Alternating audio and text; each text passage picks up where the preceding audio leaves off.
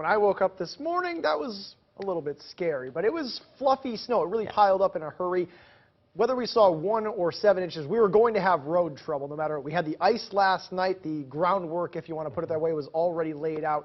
This system came through very impressive. Very fast moving, but also dumping snow across the metro. Snowfall rates that were, it looked like anyway, close to 1.5 inches, maybe 2 inches an hour in a few spots. That led to widespread 6 to 8 inch totals around the metro, a handful of 9-inch totals, and then there were some reports out by Harlan close to 11. Now, overnight, we did have some late day clearing, even a little bit of sunshine.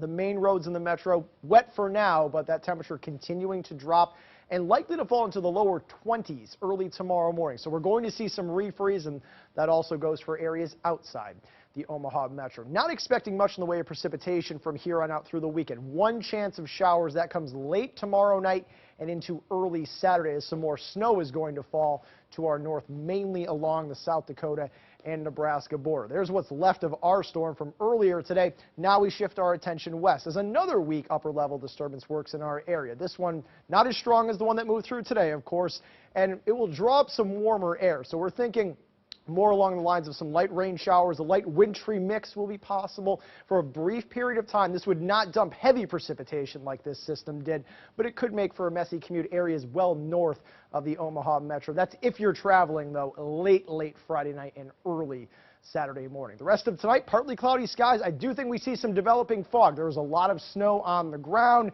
some moisture in the air, and that will lead to some low visibility and likely some freezing fog in many spots tomorrow early on.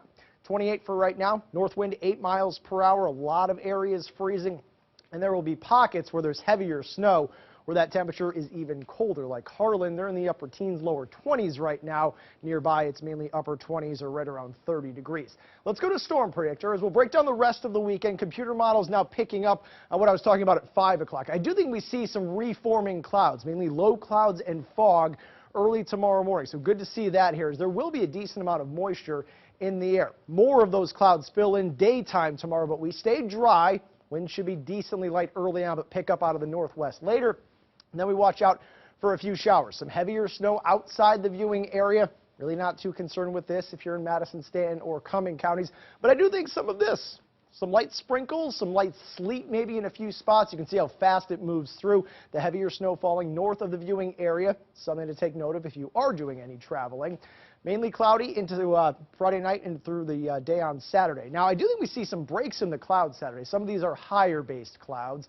Maybe not a lot of sunshine, but still will help our temperatures just a little bit. So we watch over that chance of the wintry mix late Friday night into early Saturday. By Sunday, we're partly cloudy, but our high temperature falls to 26, and we stay in the 20s much of next week. Now, I mentioned earlier there are still some forecast headaches going forward, and that would be Monday and Monday night. Strong low pressure system develops right now. I think this kind of delivers more of a glancing blow, but that could still mean an inch or two of accumulation heading into Tuesday. Don't forget about the free KETV Weather Now app for your iPhone or Android device. It issues alerts based on your location. There's interactive radar and a lightning detector to let you know when the threat is nearby. All right. Thanks a lot, Kyle. Yeah.